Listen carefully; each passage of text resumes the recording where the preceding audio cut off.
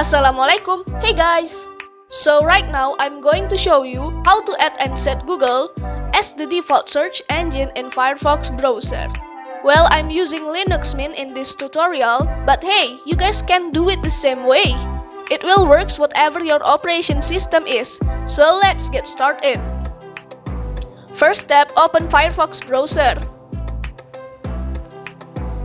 Click on three-line icon at up right corner. Open Settings. Click Search tab menu. The default search engine is still Yahoo. Scroll down. Okay, as you guys can see, we still don't have Google as one of the options. That means we need to add it first. Click on Find More Search Engines. Wait until it finishes. Okay guys, this is recommendation from Linux Mint. You can read it.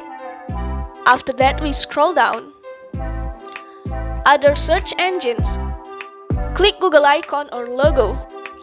And then right-click in search bar. Add Google. Let's back to the setting tab. And yeah, here it is. Now we have Google as an option. Give a checklist. Finish. Now, other tutorial. In case that you also want to change the start page to be Google, open Settings and go to Home menu. In the custom URL, type google.com. Then just exit. Let's check it again. Yeah, we got it guys.